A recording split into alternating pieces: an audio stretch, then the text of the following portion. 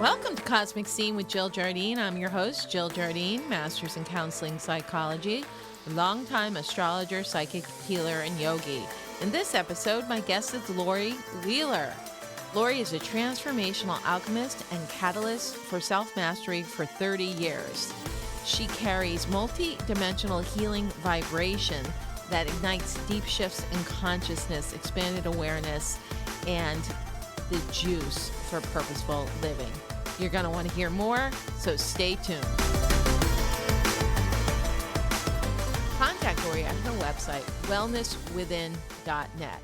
Check out the show notes for the spelling of Laurie's website, wellnesswithin.net. Laurie D. Wheeler is a transformational alchemist and catalyst for self-mastery for 30 years. Her work carries a multidimensional healing vibration that ignites deep shifts in consciousness, expanded awareness, and recognition of a person's true nature and soul's purpose, what she calls the juice for purposeful living. As a starseed, transceiver, and translator of energy, Laurie works with several modalities: homeopathy, hypnotic soul regression in past life and between lives, Akashic exploration, medical intuition, galactic codes for DNA recalibration, and is a speaker of light language. Laurie has authored the book, Oh No, Another Learning Experience, a metamorphosis, and presently a compilation of meditations and activity book for children, tweens, and teens. Laurie began her Sacred Adventure tours in 2008 and is pleased to bring people on retreat to the sacred sites of Sacred Avalon in Wales, Egypt, Sedona, Peru, Mexico, Hawaii, southern France, and others, which hold a high resonance to awaken us to remember. Her soul is an aspect of a collective and multi-dimensional lineage who offer her guidance and wisdom for her clients. She channels many interdimensionals: Yeshua, since she was 5 years of age, Mary Magdalene, Arcturian commander Ashtar, Egyptian deities and the Sphinx, emissaries of light, and she receives quantum galactic codes from a collection of star beings for a transmission. Presently, she works with Dr. Glen Rein, a quantum biologist, in the electrical conductivity and subtle energies affecting DNA and water. It is an honor and pleasure to welcome my guest, Laurie D. Wheeler, to Cosmic Scene. Welcome, Laurie. Well, thank you, Jill. Thanks for having me. This is such a treat. Really excited to be here. I shared your bio with my listeners, and there's so much for us to talk about, but I was thinking maybe we'll lead in with something that's really on a lot of people's minds. Are there higher dimensional beings or galactics or ascended masters that are helping us with our planetary evolution right now? And I know you have had some connection with this type of activity. So anything you want to share about that would be great. Yeah, well, here's the funny thing. I could talk about this for hours and hours. There's so much. One thing leads to another, and you really can't separate it. So I'm going to try, I'll boil it down a little bit. So Great. I've been working in this for a very long time. Oh gosh, over 30 years now. But of recent, in the last, oh gosh, maybe 5, 6 something years, I don't know. I work with these galactic codes that have been, they come to me. They're actually written, and then I open them up, and they read like a manual for humanity. That's what they begin to tell me. But they also are very personal for each individual person. And so they are put together by 5 different star groups: the Pleiadians, Arcturian, Lyran, Andromedan, and Sirius. And so I have 2 fairly predominant star planets that I work with. First came in the Arcturians for quite a while, and I worked with the commander Ashtar, and he actually began working with me, brought me up onto the galactic starship and such, and I kind of got familiar with that a little bit and what it all felt like, and I didn't, my mouth just dropped when all of that happened because it was just so unfamiliar for me. But then then more came along. I started working with a quantum biologist who we work in research science of subtle energies. Those are the energies you cannot see. And I transmit these codes and other things as well, other resources as well, like from the light beings. I transmit from Mary Magdalene. I do have worked with the Commander Ashtar. I work with this very large, massive consciousness, the emissaries of light. And so numerous resources and they're all different when they transmit and what that transmits into DNA and water. And so as it transmits, I also record it so I know what they're saying, but the energy transmits into the DNA, and then he collects the data before and after, and we see how much electrical conductivity transmits into. And so a couple things that we have really found. One is that we always have to activate what we're working with. So in other words, I took the galactic codes and we put the DNA on the codes themselves and we just left them in the sun. And not much happened. It was a very small percentage of shift and probably just sunlight more than anything, the warmth from the sun. But when I then took the codes and transferred the light from the codes into the DNA, it raised the electrical conductivity, and we're all electromagnetic. So we are all about electrical conductivity. I mean, that's what we are created of, the energy of electro. And so it raised it up at 145%, which was really high, or is really high. And so what does that mean? So that means these codes transmit this, and it raises our literal energy. And then it also showed was that it continued to raise it even higher yet over a period of time. So even when you don't realize that you come into an energized field that's of a higher vibration and you begin to resonate with it, and then you think it stops after a while or something, it really doesn't, because we've proven that it continues to extend on after that. So it's good to hear. And it also changes it. So when I worked with the commander, Ashtar, he actually changed the frequency as well. So not only raising it, but then he changed the actual frequency itself. So all kinds of things happen. When I worked with the light and transmitted the light into the DNA and into water, when I looked at the light coming in and I could see it streaming in, it started to change. I could see the molecules of the water. And this was regular tap water, H2O, so hydrogens and oxygen, right? And so I can see them. And then it began to change. The light started to rearrange the molecules. And I asked why it was doing that. And it said, and quite obviously, but you never know, right? It said that it was changing it so that the water could absorb more light. And so if it does that with the water, it does it with us too. And so it's a matter of integrating that light into us so that we can absorb more light. And there's all types of ways to do that. So yeah, it's been quite fascinating for me to actually see my work in from that perspective as well, and how science meets, spirituality, so to speak. Right. And it sounds like when it comes down to it, the basis of, higher activation, higher vibration is light. I mean, we're in a time of frequency and vibration, and there's been a lot of studies with the sound frequencies, but it sounds like you're right here in the cutting edge with light frequencies for healing DNA and water. I know of some other interests that are working with bringing light into water, because then that would help hydration to the point where you don't have to drink as much water to stay hydrated. But I love what you're sharing here. And so the Syrians are behind a lot of this information and these downloads to you. Is that correct? Yes, exactly. So what has happened now as a result of all of this work and this deep interest around this, and why I have such an interest, is that I have now found myself in a parallel time on Sirius.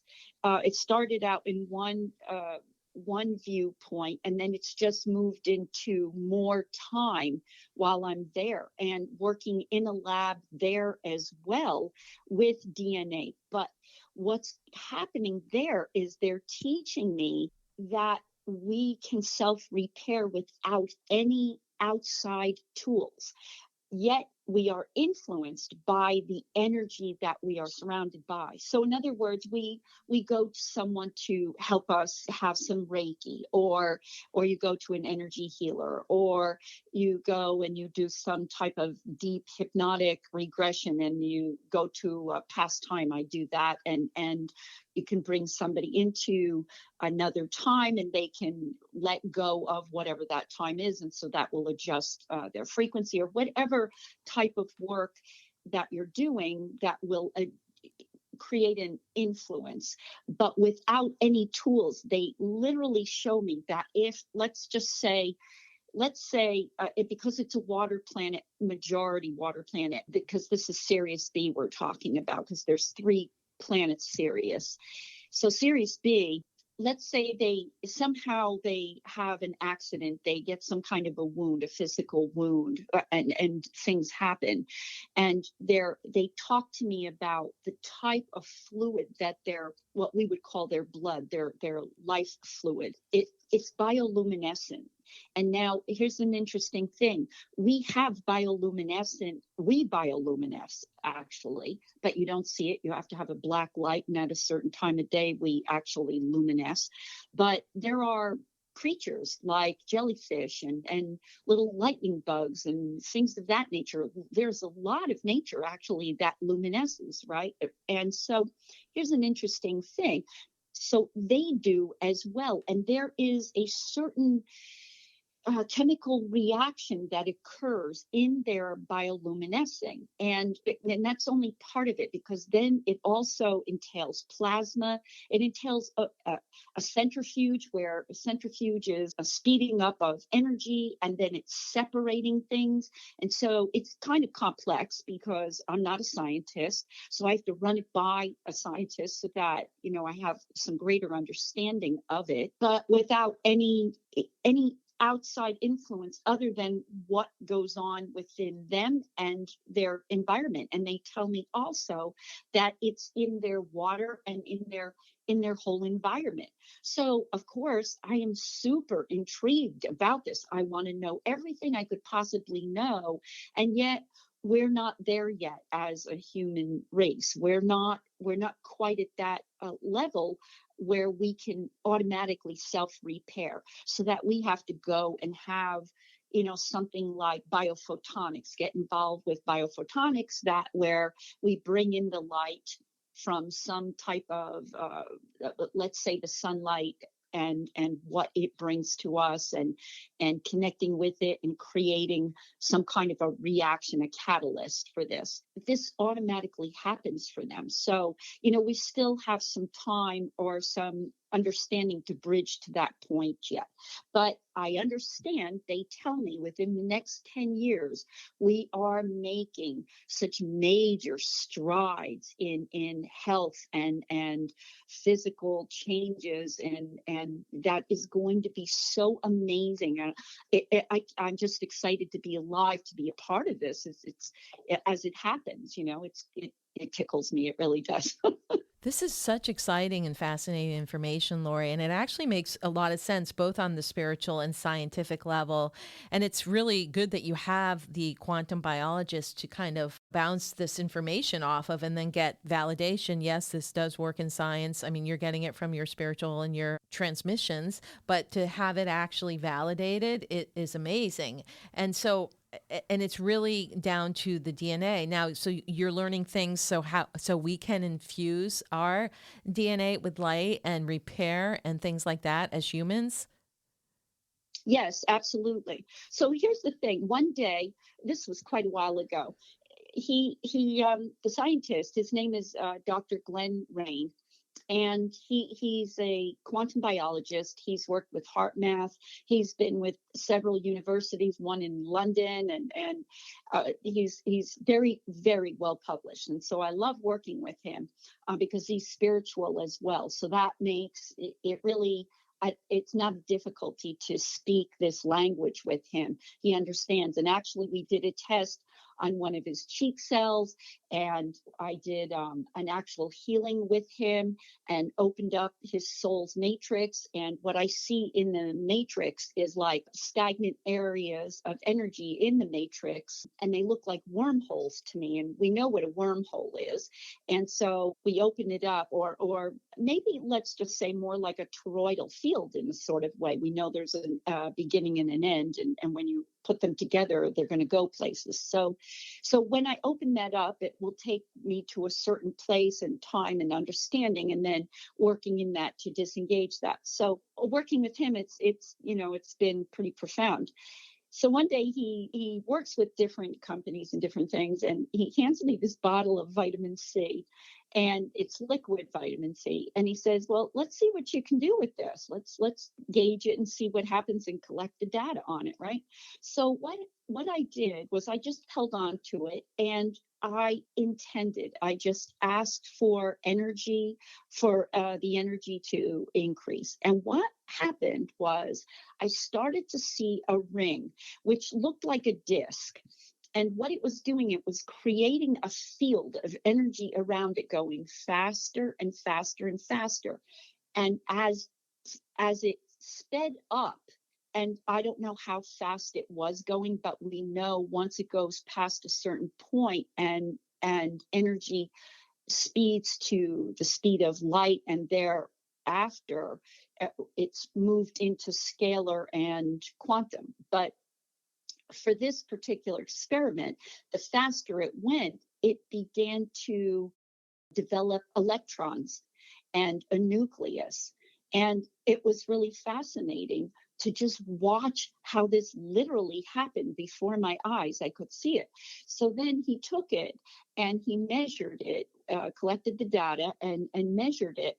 And it had increased the energy to it, the electrical energy to it, by 65%, all within a matter of moments. Now, I didn't do anything but just intend it to increase the energy. That was it.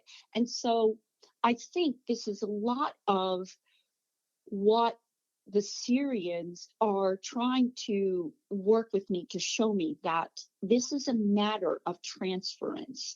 But it's complex, and yet it's simple at the same time. It's just a matter of understanding and knowing how to utilize it. And that's still, I'm discovering even more and more of this as time goes on.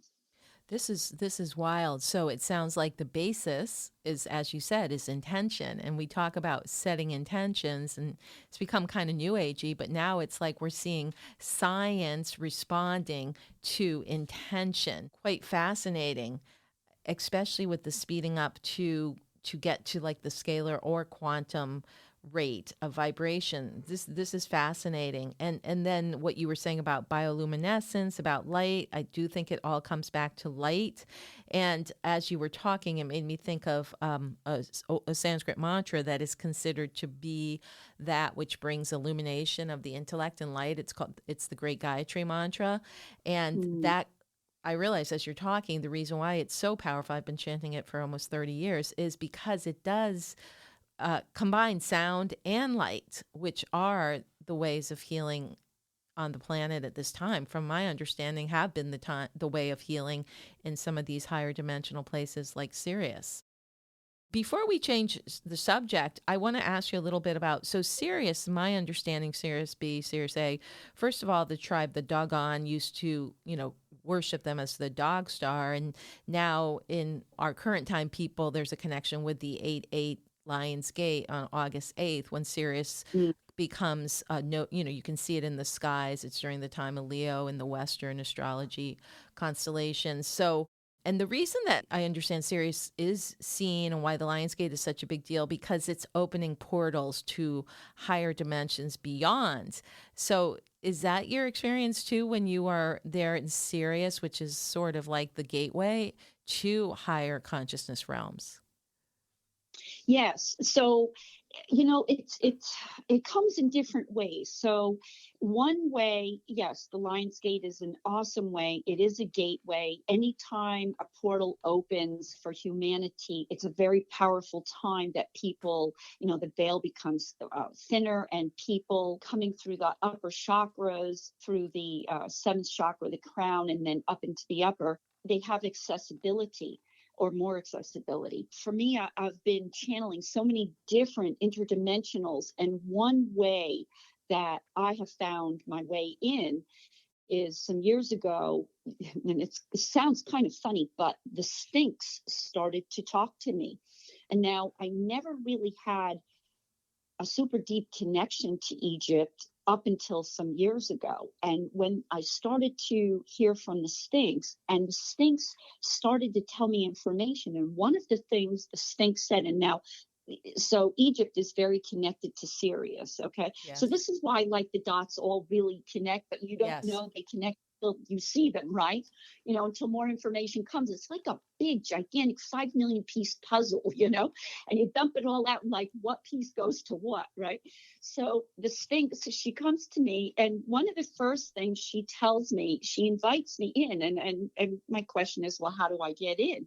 And she says that there's a door, an opening in the paw of her, and to go in that way. And my brain says, there's an opening in the paw. I mean, I never knew that, right? I had to Google it to find out. And sure enough, and this was some years ago, before all this new information that's come about in Egypt, there is an opening to the paw of the Sphinx. And so I went in, and I see it's illuminated green, and all these hieroglyphs written on the inside. And she tells me all the information that mankind needs to know is held here. Now, it's not written on the wall per se, it's held. The energy is held there. And so I sit down in this sort of stone type of cubicle chair, and she begins to take me on a journey. And where does she take me to? She takes me to Sirius. So what she's about is taking a person to help them discover who they are. And this, very much in Sirius, is very much about who I am. But it is for many people here and their connection to Sirius, and you talk about the Lion's Gate, it's a very powerful time and connection to all that the Sirius beings have brought for us. And they also being a part of the connection to Lemuria and that time. And I lived in Hawaii. So, I just have this deep connection. And then one time we were up in Mount Shasta, and the Lemurian gatekeeper came out of Telos and started to talk to me as well. And so, again, here's that 5 million puzzle piece, pieces coming together, and not it always making total sense, but they're all connecting to each other. I'm hoping someday I have the whole total pie pieced together and I can understand it really more clearly. But I get enough pieces that I walk into it without reservation, and listen to what they tell me, what I'm told, or what I can elicit, and then come back and share it with whomever wants to listen to it, because I think it's really interesting information. Yes, and I think you're probably closer to putting it together than many, which leads me, I liked how you segued for me into your work where you're taking people on sacred adventure tours to some of these, what we would call vortex or power sites on the planet, including Egypt. And you spoke earlier about how important the environment is to keep so people can hold their energy, when we activate the DNA and light and we're vibing it. But it's also important that we have an environment where we can either enhance, maintain, or uplift it, as opposed to letting it get drained. And I think this is where your other work of taking people to places like Wales, Egypt, Sedona, Peru, Mexico, Hawaii, southern France, that have the high resonance frequencies. I'd love to hear more about that. I'm specifically interested in Avalon and Wales, but any of the other sites that you've been to. And then I think the southern France thing may have something to do with the Magladine consciousness that's coming that's been on the planet. So Yeah. anything you want to share about your tours and kind of what happens? And we're talking about the galactic and interdimensional, but there's obviously, as you have shared, there's a working relationship with humanity and the actual earth and the earth vortices as well. Anything you want to speak to that about, Laurie? Sure. Yeah. Again, it is so interconnected that it really blows me away. I can't really know. You don't really know until you know, right? Until it illuminates. So yeah, Sacred Avalon is entails like going to Glastonbury, and there's different points. There's actually 7 points that are the chakra points of Glastonbury. So you have, I'm not going to go through all of them, but you've got the Chalice Well, and which is the chalice, which is the blood of the Christ consciousness, and all of that information.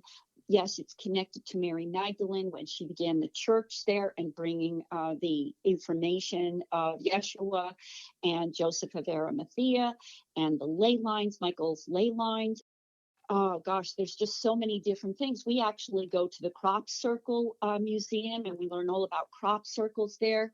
We go to Merlin's cave. When we were there in 23, we did a journey and you could literally feel the dragon breath breathing on you, like almost dripping on you. It was so palpable, and I had a spontaneous past life show up for me while I was there. It was really incredible to experience, and I think even more now, having been some time past and understanding even more, I'll be even able to share more. People will, the gateway. So Glastonbury is a portal, it is a gateway, and it is open to the cosmos right now. And you have access to the star beings. So more of that will be available for people. And we're going in July. We're going to learn about Merlin and the Druids, and gosh, there's just it's so connected. It's amazing, and how connected it is to Egypt, because Mary Magdalene was, at a young age, her mother recognized her for who she is and sent her to Egypt, to the mystery school, to study under Isis in the mystery school. And so that readied her for what her mission was, to be here and also to be able to help Yeshua with his mission as well. And so, and he also went to the mystery schools there as well. So, and this is connected to Thoth, and Thoth, being the great communicator and writer and scribe, and the Atlantean priest, and he was the great architect of all the pyramids around the world. It's just so interconnected, you can't separate it. And the more it shows up and the more information, the more it really does blow your mind. And this is a sign that we are elevating as we remember and we connect to who we really are. And so by bringing people to these places and you stand in them. So here's an example. When I was in Peru some years ago, gosh, I think this was back maybe in 08 or 10 or something like that. I don't remember when exactly.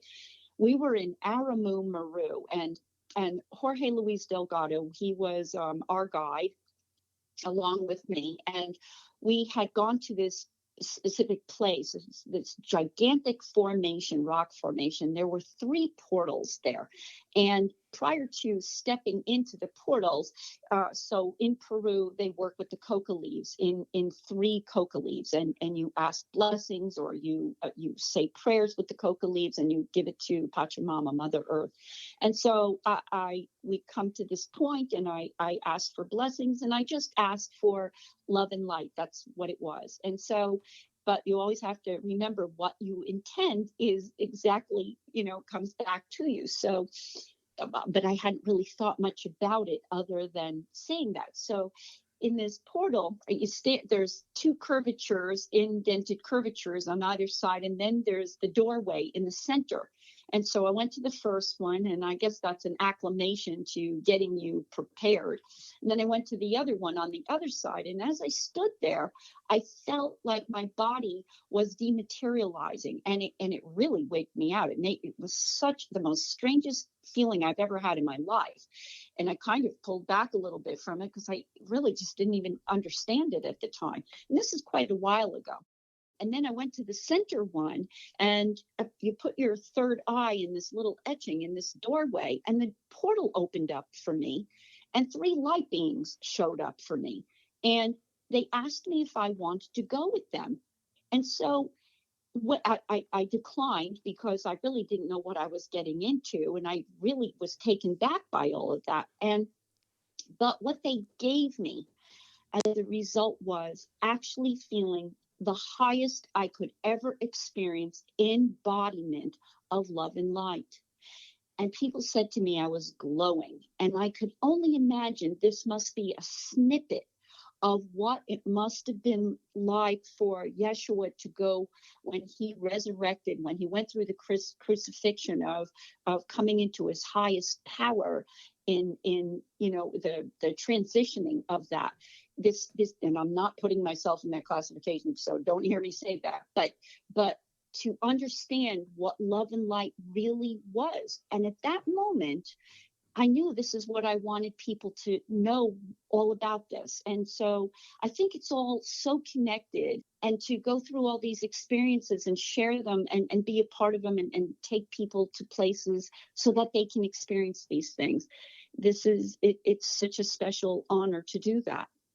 Yes. And so as we wind down the interview, Laurie, I would love to hear if you have any special message for our listeners on the current consciousness. A lot of people are in fear, anxiety, but with where you've been at these vortex sites around the planet, what you've done with the Syrians and the higher dimensional consciousness, with the Arcturians, with Yeshua, Mary Magdalene, I think you have some insights that you can share about what's happening on our planet and maybe a message of hope for our listeners. Sure. Yeah. So, with this new human that's being created, we are part of this that's happening.